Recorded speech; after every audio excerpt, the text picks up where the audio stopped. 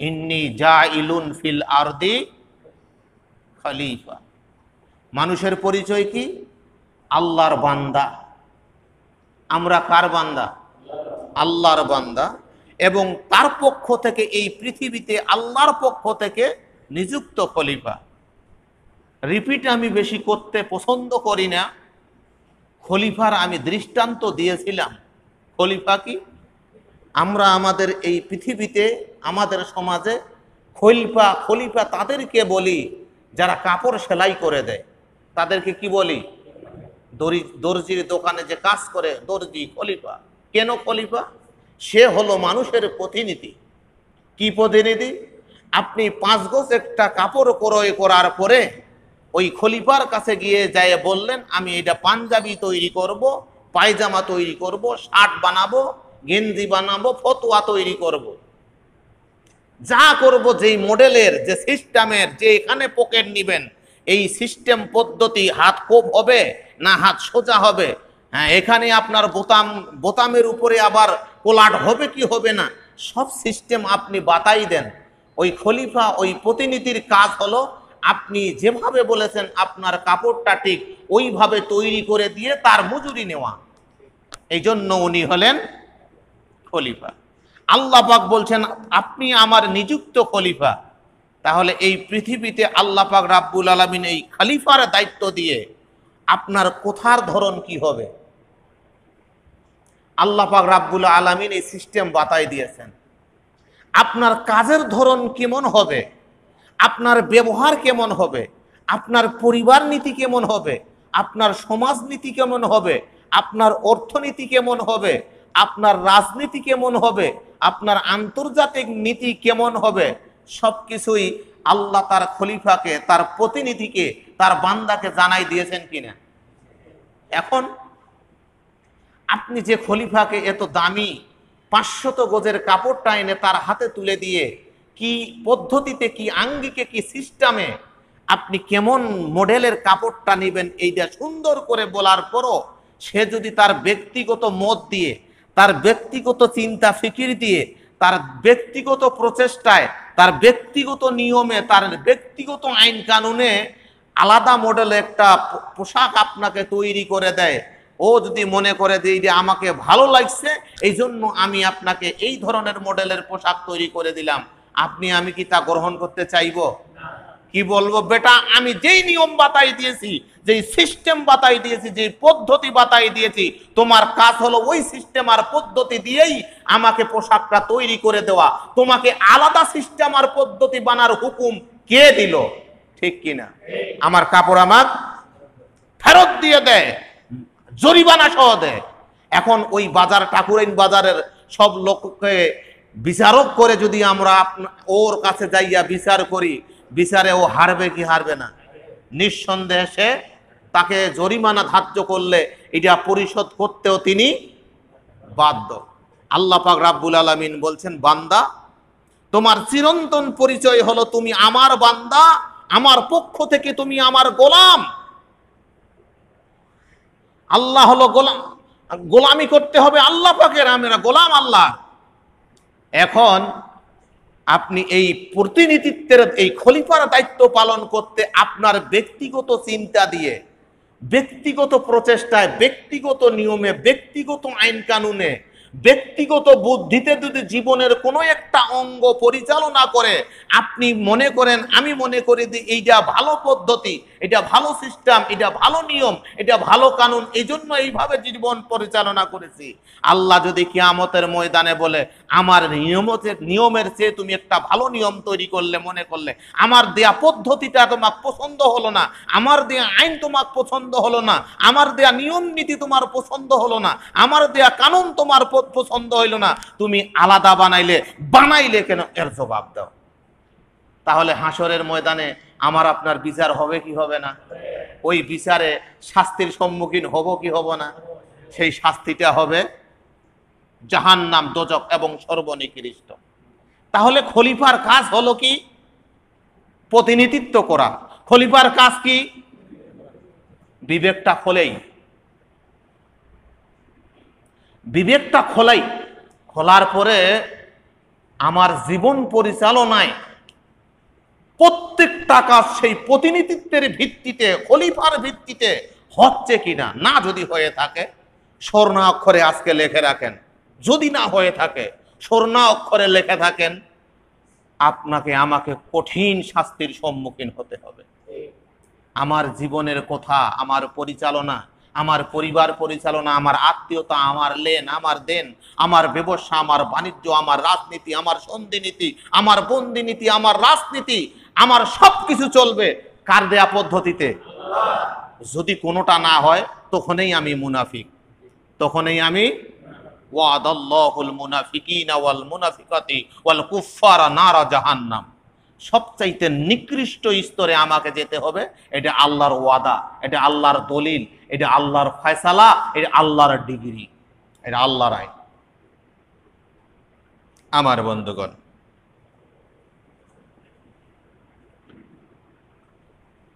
মানুষের চিরন্তন পরিচিতি হলো আল্লাহর বান্দা এবং আল্লাহর পক্ষ থেকে নিযুক্ত খলিফা। 2, আদম সন্তান। কার সন্তান? রক্ত সূত্রে, জন্মসূত্রে আমরা কার সন্তান? না বানর থেকে এসেছি? না বানর থেকে এসেছি? বানর থেকে যারা বলে, বানরের স্বভাবের যারা, তারাই মানুষের উৎপত্তি বানর থেকে, এ কথা সমাজে যারা বলে তারা বানরের স্বভাবের বিধায় তারা এই কথা বলে। অথচ আমরা আসছি কোথা থেকে? আদম থেকে। এজন্য আদম এই পৃথিবীর প্রথম মানুষ। ওই প্রথম মানুষটার জীবন পরিস্থিতিটা আমাকে জানতে হবে, জীবন প্রণালীটা আমাকে জানতে হবে, ওই প্রথম মানুষটার জীবন পদ্ধতিটা আমাকে জানতে হবে। আমার বাবার পথ অনুসরণ করে, আমার বাবাকে আল্লাহর পক্ষ থেকে যে বিধিবিধান দেয়া হয়েছিল ওই বিধিবিধানের পথ অনুসরণ করে কিয়ামতের ময়দানে যেন বাবার পরিচয় দিতে পারি, এই কাজ আপনাকে আমাকে দুনিয়াতে করতে হবে। 3, রাসূল সাল্লাল্লাহু আলাইহি ওয়াসাল্লামের উম্মত। চিরন্তন পরিচয় হলো আমরা কার উম্মত? অর্থাৎ লিডার হিসাবে আল্লাহুম্মা সাল্লি আলা মুহাম্মাদিন ওয়া আলা আলি সাল্লি আলা সাইয়্যিদিনা। সাইয়্যিদ মানে হলো নেতা, সাইয়্যিদ মানে নেতা। সাইয়্যিদ মানে কি? এটি আরবিতে বললে মানুষ, বাংলায় বললে তখন মানুষ খারাপ লাগে। সাইয়্যিদ মানে হলো নেতা। আল্লাহ বলছেন তুমি রসুলের উম্মত, অর্থাৎ একজন মানুষ নেতা হিসাবে, আদর্শিক নেতা হিসাবে কাকে অনুসরণ করবে? মুহাম্মদ সাল্লাল্লাহু আলাইহি সাল্লামের। সেটা কোনো জায়গায় বাদ দিয়ে আর কোনো জায়গায় গ্রহণ করে? আমার বন্ধুগণ,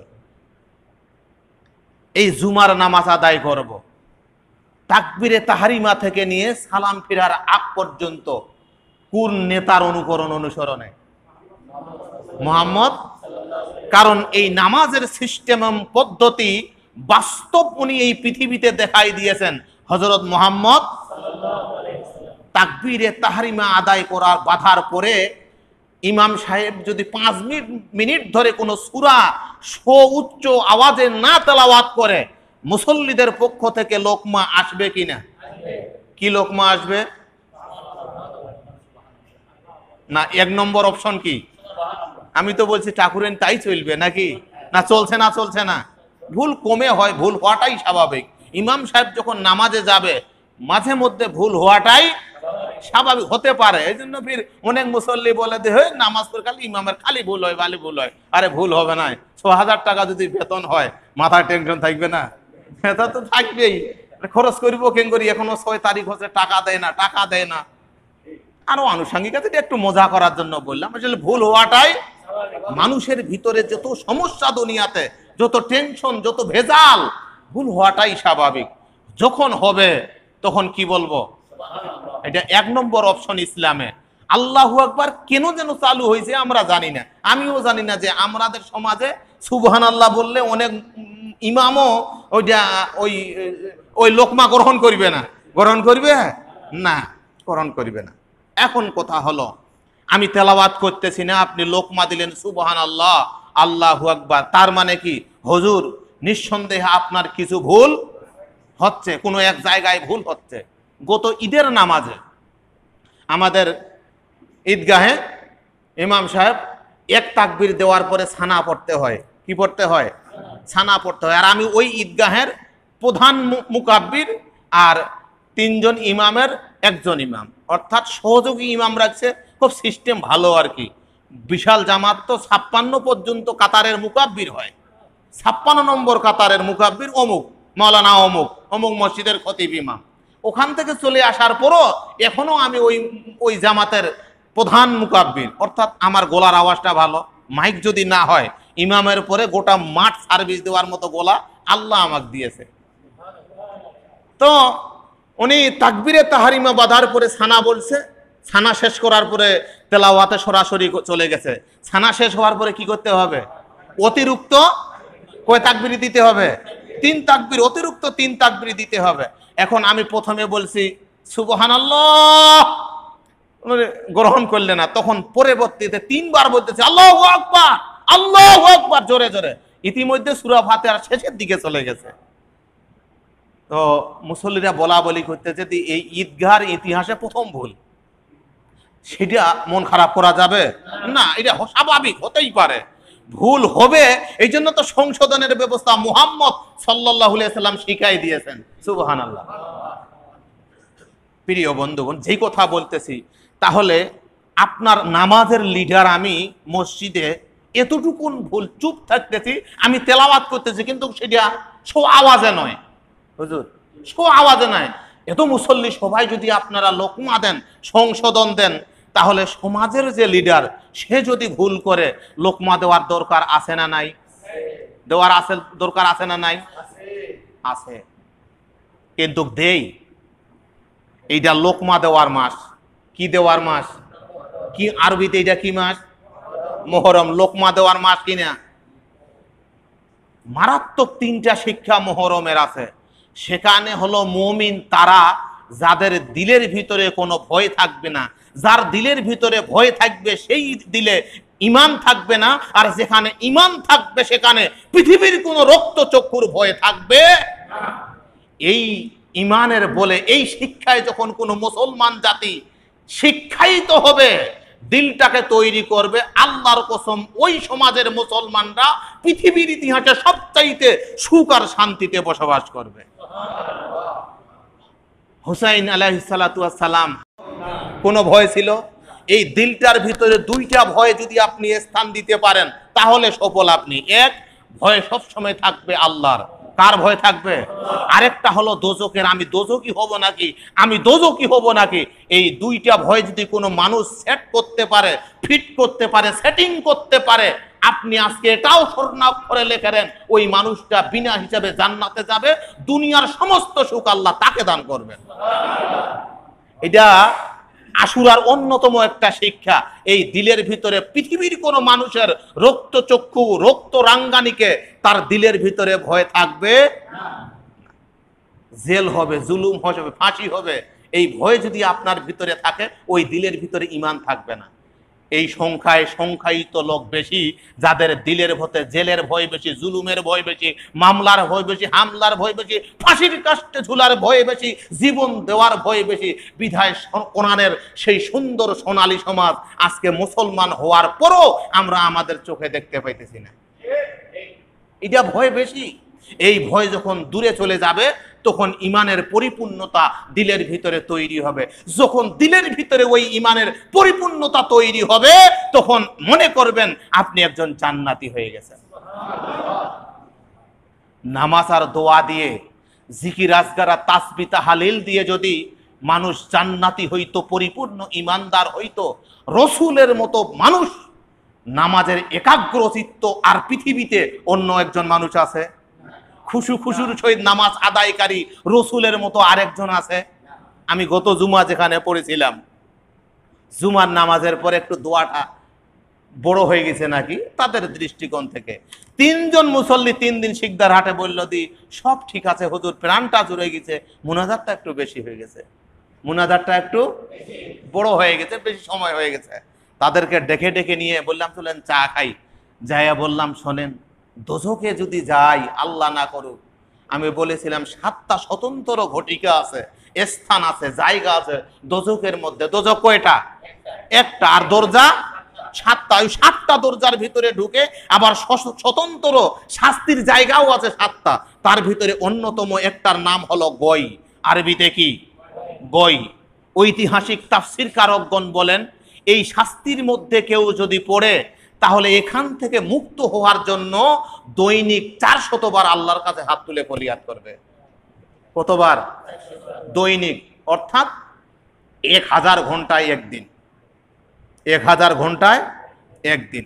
এরকম দীর্ঘ সময়ে জাহান্নামী ওই মানুষটা গয়ের মধ্যে যে শাস্তির সম্মুখীন আছে, সে হাত তুলে ফরিয়াদ করবে কতবার?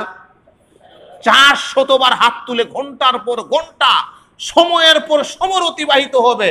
সে বলবে না দিয়ে আল্লাহ আমাকে জান্নাতে দাও, বলবে আল্লাহ জাহান্নামে দাও, কষ্টের জায়গায় দাও, ও শান্তিতেই রাখো, শাস্তিতেই রাখো, তবে এইখানে না, এইখানকার কষ্ট শাস্তি আমি সহ্য করতে পারতেছি না। অথচ সর্বনিম্ন শাস্তির জায়গা হলো গই। সর্বনিম্ন শাস্তির জায়গা। এখান থেকে বাঁচার জন্য কতবার ফরিয়াদ করবে? 400 বার। এটা যদি মুসলমান মুমিনের মগজে থাকে তাহলে সময় কোন দিকে সে কি টের পাবে না। আমি যখন বুজরুক বসন্তপুর সরপাড়া মসজিদের ছাত্র লাইফের ইমাম ও খতিব মুনাজাত দিছি, ও একজন মাস্টার, প্রাইমারি স্কুলের হেডমাস্টার, উনার কাছে খুব দৃষ্টিকটু মনে হচ্ছে। এতক্ষণ আমাকে পরে মুসল্লি বলতেছে মুনাজাতের মাঝখানে অর্ধেক সময় উনি জোরে জোরে বলছে বাইরে বারান্দায় আনে, মুসল্লি ভিতরে, ও বারান্দায় বসে আছে, বলছে লা ইলাহা ইল্লাল্লাহু মুহাম্মাদুর রাসূলুল্লাহ। বস ইমাম তুই এখন কতক্ষণ ধরবো করদিনি? তার মানে মুনাজাত শেষ হয়নি, মাঝখানে উনি লা ইলাহা বলে বলতেছে ইমাম বস শেষ, তুই এখন কতক্ষণ করবো কর। শুকুরানার আশায় বসে আছে। কিসের আশায় বসে আছে? মাস্টার মানুষ, শিক্ষিত মানুষ। আমার বন্ধুগণ, আল্লাহ পাক রব্বুল আলামিনের উদ্দেশ্য, লক্ষ্য, মানুষের পরিচয়। রাসূলুল্লাহ সাল্লাল্লাহু আলাইহি সাল্লামের আপনি উম্মত। রাসূলকে আপনি আপনার আদর্শিক মডেল যদি সব জায়গায় তৈরি করতে না পারেন, রাসূলকে আদর্শিক মডেল হিসেবে যদি আমার আপনার জীবনের সব জায়গায় তৈরি সেটিং করতে না পারি, স্বর্ণাক্ষরে লিখে রাখেন, কবরে যাওয়ার পরে যখন বলবে মার রাব্বুকা মান দিনুকা মান, ছবি দেখানো হবে কার? আল্লাহর কসম, রসুলের মতো এই পৃথিবীতে জলজ্যান্ত উত্তম শ্রেষ্ঠ আদর্শ জাগরুক করে গিয়েছে এরকম আরেকটা লিডার পৃথিবীর ইতিহাসে আসে নাই, নাই, আগামীতেও আসবে না। আপনি সেই রসুলের সোনালী আদর্শকে ভুলণ্ডিত করে, জলাঞ্জলি দিয়ে পদদলিত করে তথাকথিত আরেকজন লিডারের, তথাকথিত আরেকজন ব্যক্তির আদর্শকে বুকে ধারণ করে আপনি জীবনের কিছু একটা অংশ পরিচালনা করছেন। ঠিক কিনা? করি কিনা? করি। প্রিয় দোস্ত, প্রিয় বন্ধু, প্রিয় ভাই, আপনি কিছু অংশ মুহাম্মদের আদর্শ গ্রহণ করেছেন, আর কিছু অংশ আরেকজন লিডারকে সামনে রেখে তার আদর্শ গ্রহণ করেছেন, যাদের আদর্শ হলো ছবি টাঙ্গিয়ে রাখতে হবে, মূর্তি তৈরি করে রাখতে হবে। আপনার রসুল এই মূর্তির বিরুদ্ধে সারা জীবন যুদ্ধ সংগ্রাম করলেন, আর আপনি ওই মূর্তির একজন পদদলীয় কর্মী।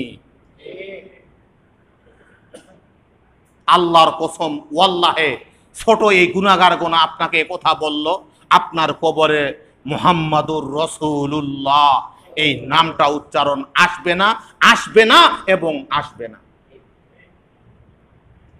ভাইরা আমার, মানুষের চিরন্তর পরিচয় হলো মানুষ দুনিয়ায় একজন মুসাফির। দুনিয়ায় একজন, আমি আপনাদের সামনে মুসাফির। কয়েক ঘন্টার জন্য এসেছি, কয়েক সময়ের জন্য এসেছি। এই সময়ের পরে হাজার চেষ্টা করলো আমি এখানে থাকবো, ঠিক তদরূপ এই দুনিয়াতে আমরা মুসাফির। কয়েক ঘন্টার জন্য, কিছু সময়ের জন্য, কিছু দিনের জন্য, কিছু মাসের জন্য, কিছু বছরের জন্য আল্লাহ আমাকে আপনাকে পাঠাইছে। হাজার কোটি চেষ্টা করলো আমি এই পৃথিবীতে স্থায়ী হয়ে থাকতে পারবো? মুসাফির আমি এসেছি। ঠাকুরের এই 8 নম্বর বিশাল মৌজায় আমার কোনো 1 কাঠা জমি আছে, আমার বাড়ি আছে, এই চিন্তাও আমার নাই। ঠিক তদ্রূপ মুসাফিরের হালতে যদি আপনার আমার জীবনটা পরিচালনা করতে পারি, তাহলে আপনি আমি একজন সফল। 3, মানুষের চিরন্তন পরিচয় হলো মানুষটা জান্নাতি অথবা মানুষটা দুটো আর একটা হবেই। মানুষটা হয় জান্নাতি নতুবা আমি সেদিনও বলেছিলাম এক জায়গায় দার্স দিতে, এই পৃথিবীতে বেহেশত নাই, এই পৃথিবীতে দোজক নাই, কিন্তু বেহেশত আর দোজকের রাস্তা আছে। আছে না নাই? পৃথিবীতে দোজক নাই, দোজকের, পৃথিবীতে বেহেশত নাই, বেহেশতের রাস্তায় যেই মানুষটা চলে, তাহলে মনে করতে হবে ওই মানুষটা বেহেশতি মানুষ, ওই মানুষটা বেহেশতে আছে, ওই মানুষটা বেহেশতে আছে। যেহেতু বেহেশতের রাস্তায় আছে, তাহলে বেহেশতের রাস্তা কোনটা এটা কে দেখাই দিছেন? আল্লাহ। কে দেখাই দিছেন? মাধ্যম হলো আল কুরআনুল কারীমের মাধ্যমে আল্লাহ জানাই দিয়েছেন যে কোন মানুষটা বেহেশতের রাস্তায় আছে না দোজকের রাস্তায় আছে। ইভেন আপনি আমি যদি কোরআনের কাছে সিলিন্ডার করি, মাথা লাগাই, এখানে যদি আমি মাথাটা লাগাই দেই, এখানে যদি চোখ বুলাই, তাহলে আমার আপনার চোখের কাছে সুস্পষ্টভাবে দেখা দিয়ে দিবে আমি ব্যক্তি বেলালি, আমি ব্যক্তি হাবিবুল্লাহ বেলালি দোজকের রাস্তায় আছি না বেহেশতের রাস্তায় আছি।